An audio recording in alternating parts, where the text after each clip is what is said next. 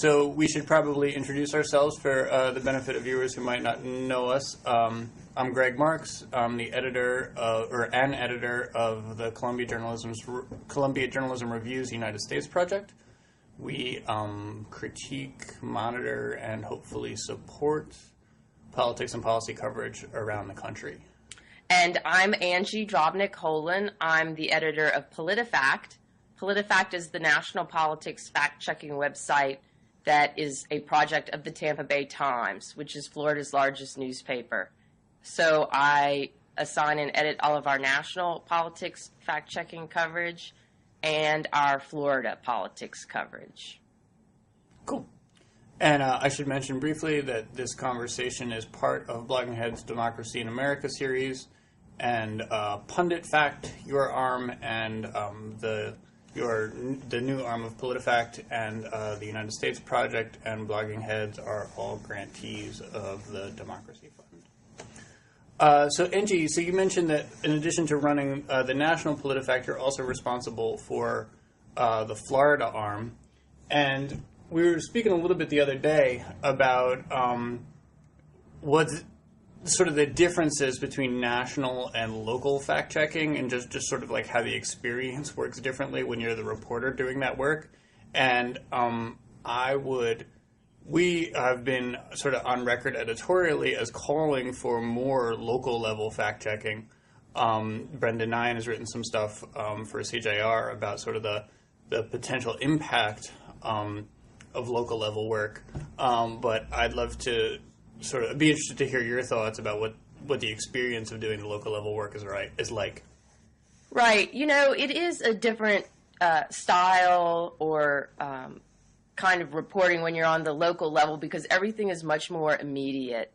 One of the examples I use is whenever we fact-check Florida officials, we can often get them directly on the phone to talk about their statements or defend their statements or offer evidence for their statements. So if you're fact-checking a local legislator, say a state representative or a state senator, you can reach them directly and they'll tell you themselves what they were thinking when they made the statement, what the evidence they read was that supported the statement. When you're on the national level, you're dealing with a lot of press secretaries, a lot of communications people, but it is a little bit of a less direct relationship. The other thing is that when we do local fact checks, we get a lot of reaction from them. In Florida, our local fact checks also, they run on our website first. We're a web-first publication. For Florida, it's politifact.com/Florida. And then the fact checks tend to run in the Tampa Bay Times and the Miami Herald, which is our partner for PolitiFact Florida. So when those fact checks end up, say, on the page one or the Metro front of the newspaper, they get a lot of impact.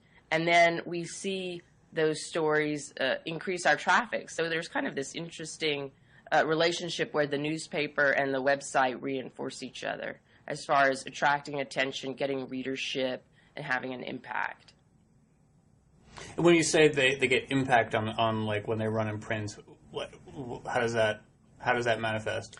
What does that look like? Right. Well, we'll see. We'll see the traffic levels go up on the website. We'll get phone calls. We'll get emails. We get responses from the speakers. For example, we fact check Rick Scott quite often, the governor of Florida. We just published our 100th fact check of Rick Scott. And one of our procedures when we fact check is we always contact the speaker first. So that's one of the first steps. You contact the speaker, you ask for their evidence, you review it, you look for your own evidence. When you're done with the reporting and research, you write up what your findings are, and then you assign a rating. And I haven't mentioned the ratings yet, but I think people who've looked at PolitiFact are familiar with them. But the ratings go from true to mostly true, half true, mostly false, false, to pants on fire. So when we fact check someone and we do talk to them, but sometimes we disagree with them about the facts and we give them a poor rating.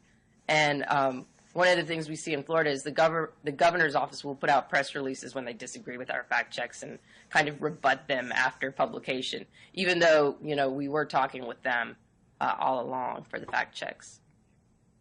Right. Have you, has Rick Scott begun to do any better in your ratings over the course of all the fact checking that you guys have been doing? You know, that's an interesting question. We tally all the ratings on our site. I don't particularly look to see if people are doing better or worse, although someone who is interested could go into the data and look at that. We try to take every statement as it comes. We see ourselves as a baseball umpire that way. So we're just kind of looking over the plate and seeing if it's a ball or a strike. But we're not keeping track of how many balls we've called or how many strikes we've called. One thing I would say is that our political team also covers Rick Scott. And they've actually written a fairly lengthy story recently about how he's taken a new approach to dealing with the media, where they ask him a question, and instead of answering the question, he will just repeat his talking point on the general topic. So when the politicians stick to scripted talking points, sometimes they either make claims that are accurate, or they don't say anything that's really substantive enough to fact check. So that story came to mind when you asked me that question. But as far as looking at our ratings and is he getting more accurate or not, I don't know the answer to that. But it would be interesting to look and see what it is. So do you guys see that as a positive development? You know, if essentially one of the things that public officials do in response to greater scrutiny is to make fewer extemporaneous and perhaps fewer substantive statements, and if in the course of that they're more honest but less substantive, I mean, you know, is there any way to sort of police or to scrutinize political rhetoric without that being the outcome? You know, that's a really interesting question and also a difficult one. I mean, certainly I am, speaking personally, I'm not in favor of politicians being so scripted and cautious that they don't say things of substance. I mean, I don't think anyone would think that's good for the democratic process. Having said that, I mean, you can see politicians and their press secretaries and their communications people saying that just because of the increased amount of scrutiny in political journalism, they do tend to be more scripted. Now, I don't think that's something that's particular to fact checkers. Then I do think, though, that the leaders, the elected officials, are responsible for what they say. And if they want to make factual claims off the cuff that aren't correct, I think it's our job to look into that and investigate that, and we definitely can't. We can't leave behind that part of our responsibilities. And then the one other thing I wanted to say is that we're not fact checking to make politicians stop exaggerating, and that's something that I think is sometimes you hear that, oh, well, fact checking isn't working because the politicians are still saying things that aren't accurate. But we are fact-checking to give voters information. So it's not that we want to see the elected officials change their ways. It's that we want people to know what the facts are, to have good, independent, verified information that they can go to. And, one of the strengths of journalism, I think, is that many of us who are trying to find the truth in politics without having an interest, when I say an interest, I mean like a financial interest. It's like we're not on this side, we're not on that side. We're trying to work on behalf of the voters. Because of the tradition of political independence in newspapers, we brought that to PolitiFact. We don't take policy positions. We just work very hard to see what the best information is out there available and match it up with the statements. And then we rate it on our truthometer to make a report that people will find interesting and lively and want to read. So, Angie, I mean, I know I've seen PolitiFact, representatives, you or others say this point many times, that, it's not your goal to, make politicians be more disciplined about the factual basis of their comments. And I mean, I can understand that. That the position that the main goal is sort of a more journalistic goal in terms of informing readers, and that's in the tradition of all of most or all journalism, but honestly it's always struck me as a little odd that you guys disclaim that it might be a goal to make politicians be more disciplined. I mean, is that a bad thing if it happens? I mean, I know it's been the public position of PolitiFact for a long time that that's not what you're trying to do, but it doesn't seem like if you're effective at what you do that's an outcome, and would it be a bad outcome? I think common sense would tell you if that's a secondary effect that's fine and probably positive. But I think the reason we're so specific about saying that's not our goal is because I don't think it's a feasible goal. I think there's always going to be a motivation for people to exaggerate in politics. And frankly, there have been some very interesting books on fact-checking and human nature and how we hold our political opinions. One I would mention, Being Wrong, by Catherine Schultz, where it's just we're all going to be wrong sometimes. We all have motivations to exaggerate, and it might just be part of human nature.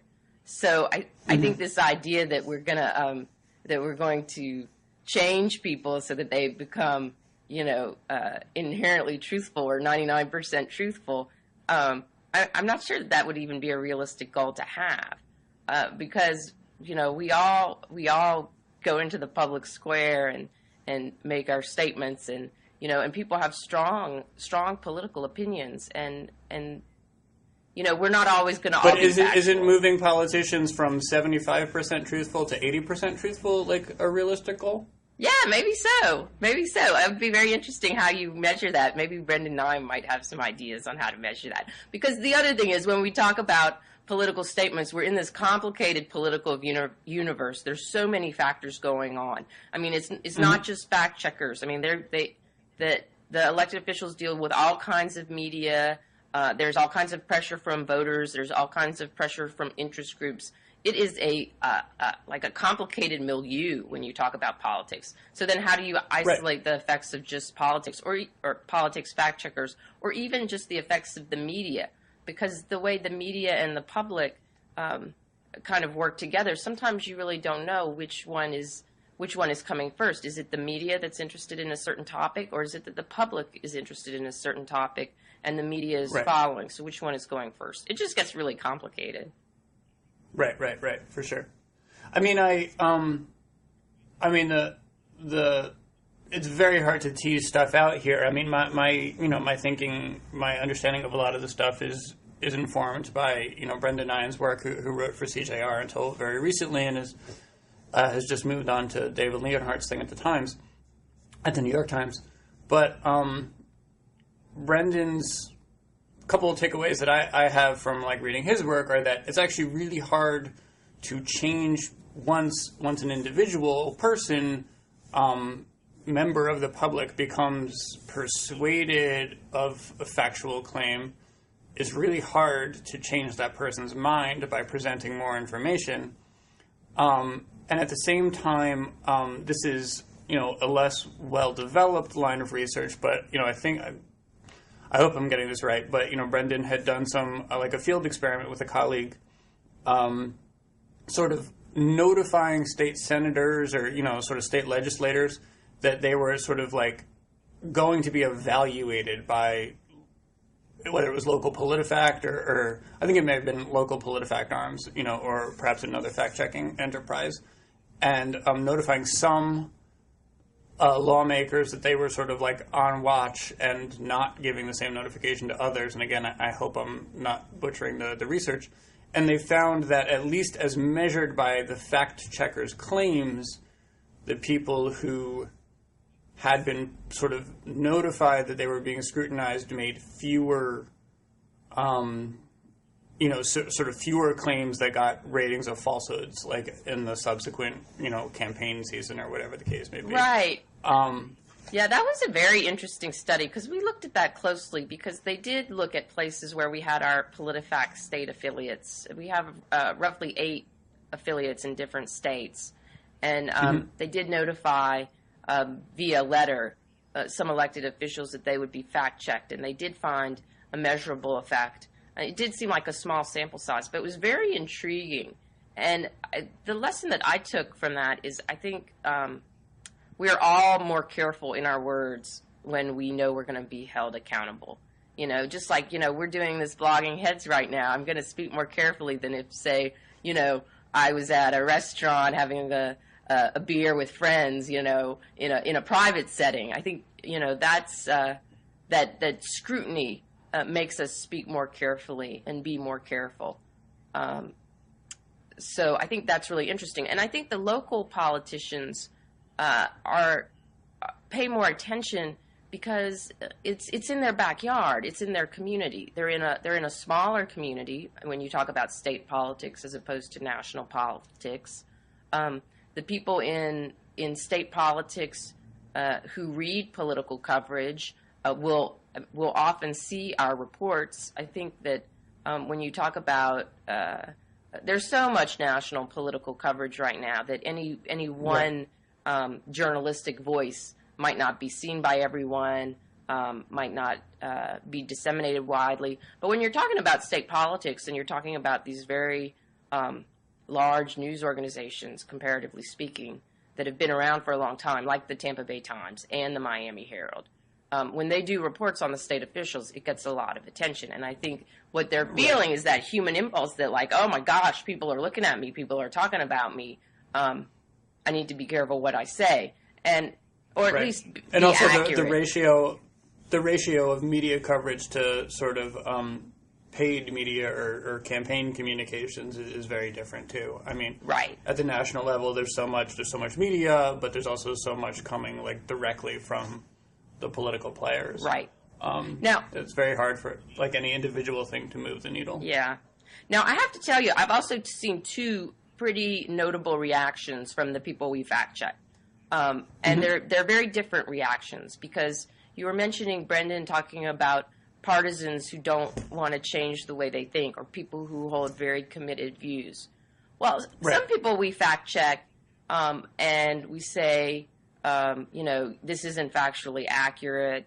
You know, one of the things that comes to mind is this claim that the Affordable Care Act, the health care law, was a government takeover of health care, where there's no logical basis for that. It's the private sector is left in place. I mean, we could spend another hour talking about why it's not a government takeover of health care in any sense of the word that is logical or makes sense.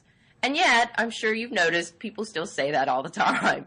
It's not like the fact. It's not like people didn't see about the fact checks. They've just decided that they believe this, and they're going to keep saying it. So that's one reaction, and we see that kind of reaction on a number of fronts. People they like the talking point.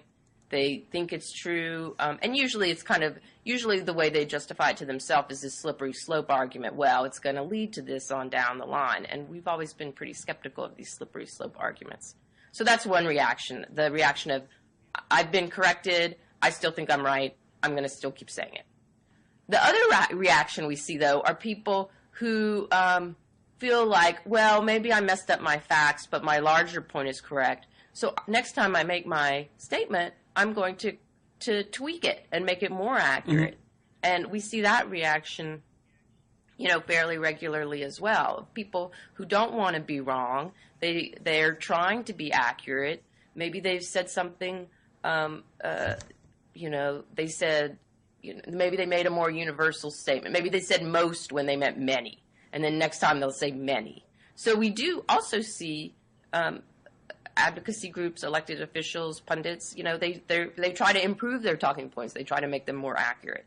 So we see, and my point here is that, like, I think the reaction to being fact checked is going to depend on the nature of the statement and how much the speaker is attached to what they're saying.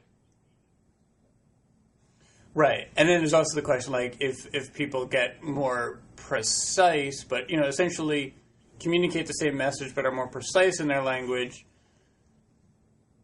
is it heard,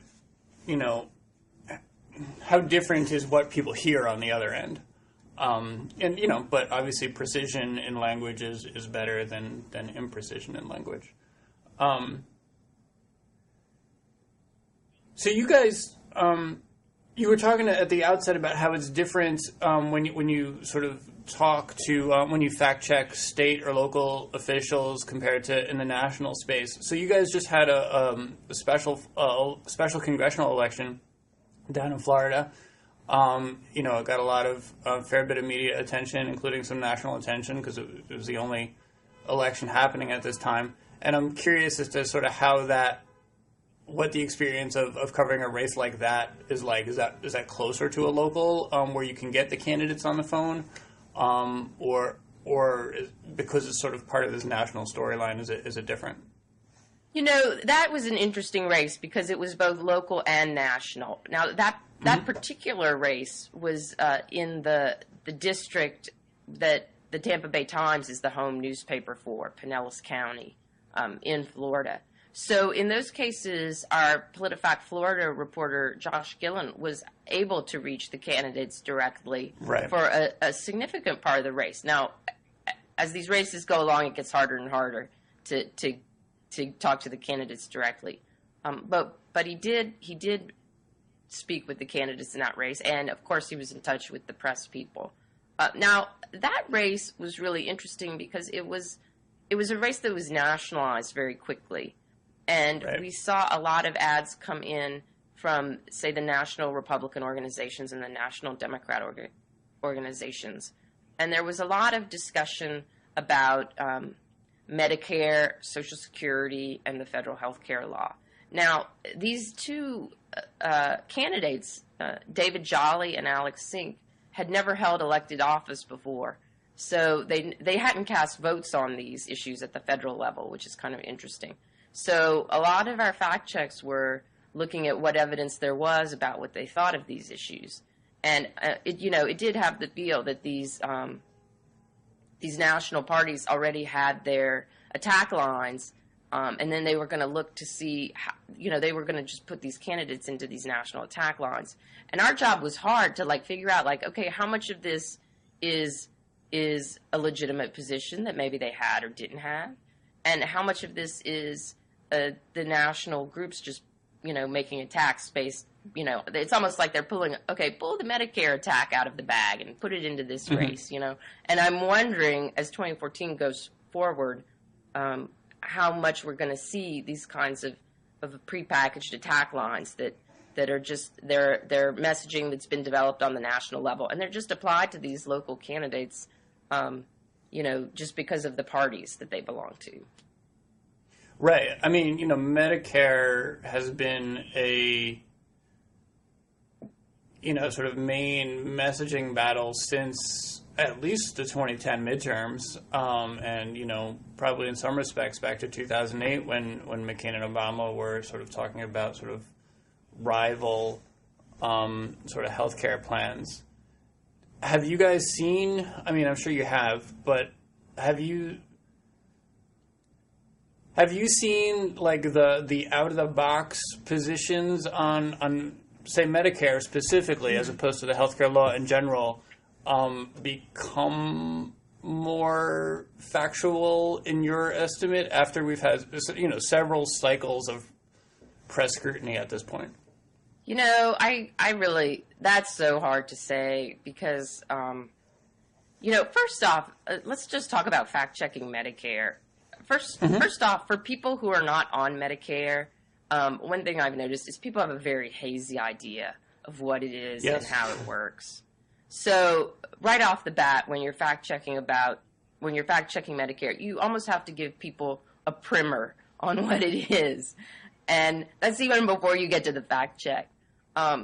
So it gets pretty complicated. The other thing that has been complicated, it's actually pretty remarkable. It's the.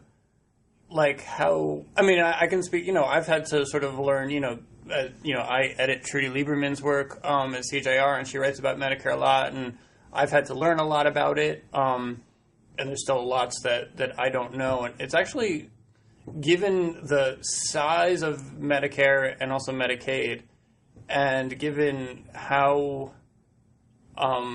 sort of fundamental they are to the American political landscape and the federal budget landscape, and in Medicaid's case, the state budget landscapes, it's kind of remarkable how little most of us know about how they actually operate until we're trying to take advantage of the programs. Yeah, and then when you talk about the difference between traditional Medicare and Medicare Advantage, and right. then, it just gets even more complicated, because Medicare Advantage is very different from traditional Medicare, and some of the fiscal issues around it are very different. And then one other aspect that gets really complicated is that the parties are, at times, they're changing their positions on these issues. So, like, Congressman Paul Ryan is probably best known for putting out plans to change Medicare, to try. He says his goal is to make it more fiscally sound. Well, he's gotten a lot of criticism from Democrats who like to say that he's either ending Medicare, which we've said is not accurate in our fact checks, or more accurately, they say he's trying to turn Medicare into a voucher program.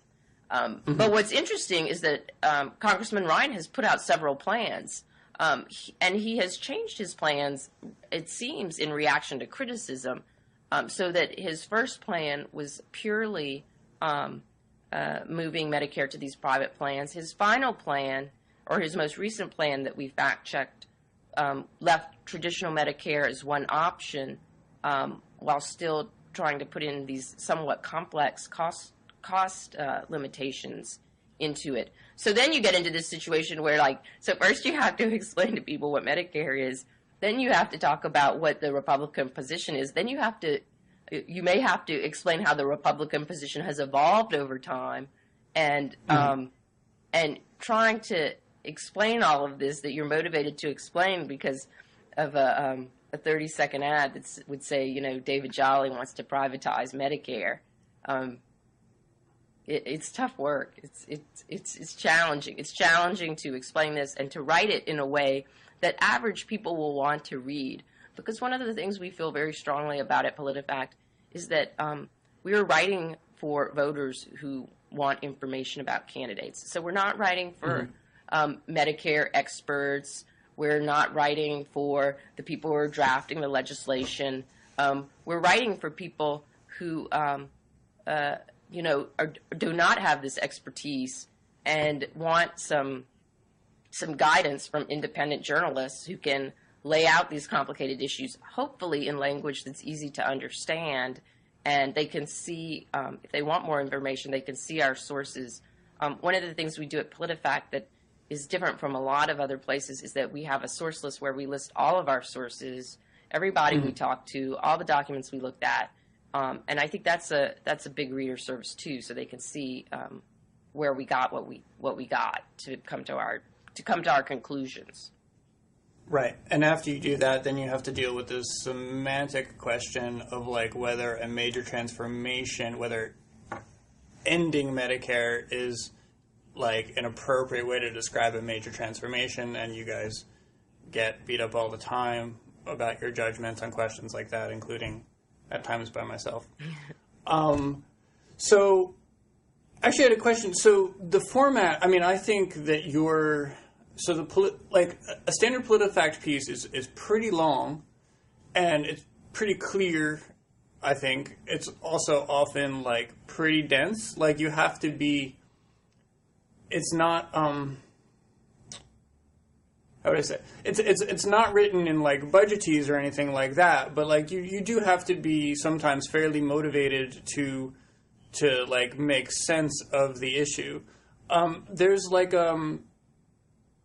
and it's great. You guys do very thorough treatments very often of these complicated questions, and you just described why they're so complicated to deal with. There's a kind of explosion right now of sites that most of which haven't launched yet, but say that their ambitions are essentially to sort of test new frontiers in explanatory journalism. And we'll have to see how sort of creative and like whether they actually deliver on those ambitions. But do you guys ever, and PolitiFact is not the only fact-checking site that can be like, I mean, I think frankly, like all of them, factcheck.org, Glenn Kessler at the Post, it's fairly like dense reading at times. Do you guys think about ways to sort of like make the actual text ever like a little breezier without giving up any of the rigor that you think is important to what you do, or like any other ways to present the material that led to your judgment? Obviously, you've got the pants on fire metric, and you've got the headlines that are very clear. But I guess, are you looking at what else is happening out there, in journalism to think about how to present your material? Oh, definitely. There at PolitiFact, there's a tension between, I would say, thoroughness and readability. Because if you write a report that so first off, we're fact checkers. We have to be thorough. We're not like the daily political journalists where we can just say, oh, well, some people dispute this. We really do need to try to get to the bottom of it as much as any issue can be gotten to the bottom of. And often that means very long reports. Now, what we try, we talk a lot about keeping the reports short, and it's not so much length to me as more readability. Like, is someone gonna, when someone starts reading this, is it going to be well organized enough, and written well enough, and including all the relevant information, but leaving out any information that is not relevant? So are they going to want to read through the whole piece?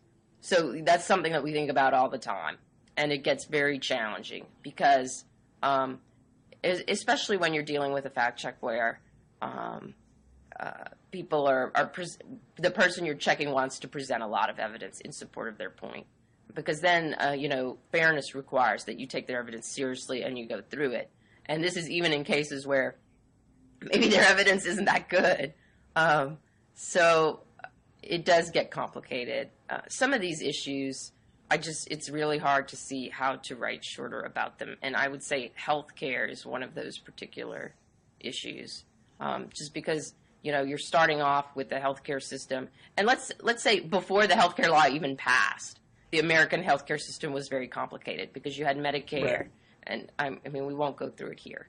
But to write about some of these difficult topics concisely is definitely a challenge. And I'm really looking forward to seeing how some of these other sites deal with these issues, because I think that there is more of an impulse toward explanatory journalism, which I love that and applaud that. I think that's great. And as a reader, I want to read explanatory journalism. So then how do we write reports that people, everyday voters, find readable? Because again, and one thing I remind myself, I remind our team, is that like people, if we're writing for average voters, they're reading our reports in their spare time, because right. Presumably they have jobs and families and the kinds of everyday obligations. So it's not like, we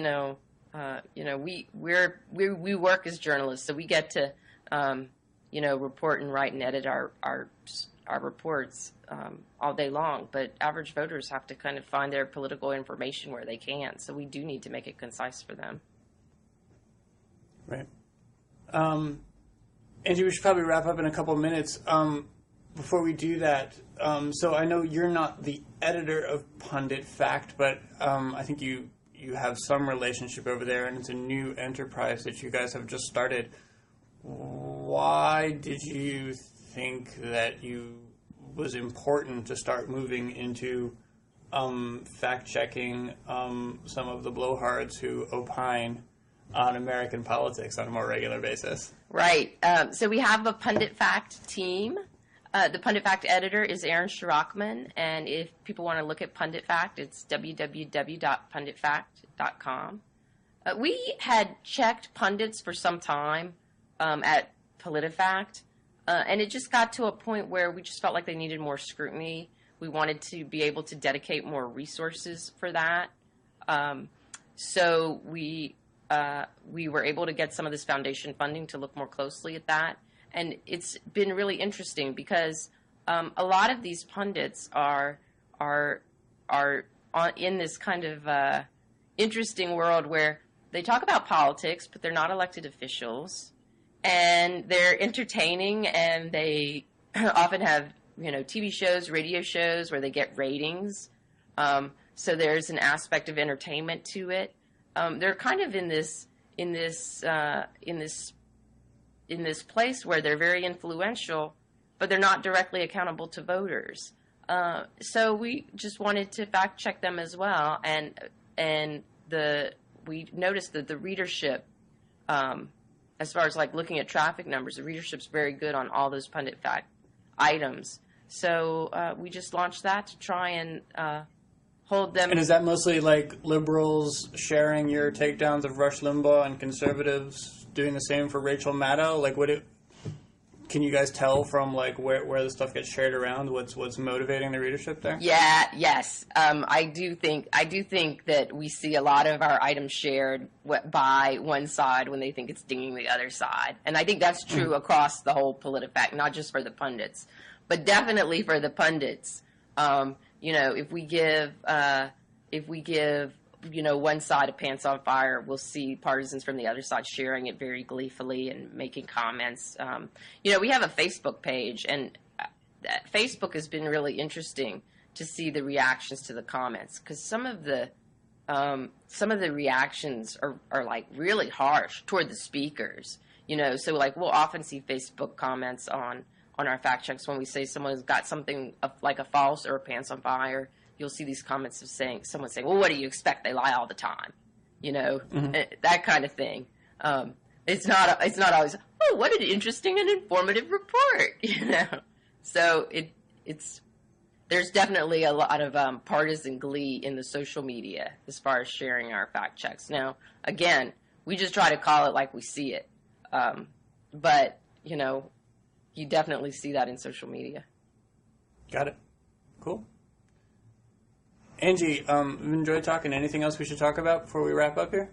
I don't know. I think it's going to be a very interesting year. The midterms are always interesting because of, I do think it tends to be a little bit more policy oriented. During the presidential years, we see a lot of personalities, but, the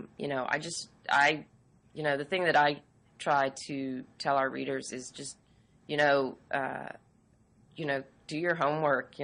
It's challenging these days, and I have a lot of sympathy for people who take voting seriously and want to cast their vote. They need to get the information that they need, and it's like look at a lot of different sources and think carefully, because there is a great deal of misinformation out there. But I think people who put some care into doing their own research and into reading reports that they think are accurate, will find that that they can cast a more informed vote. Cool. Well, I hope so.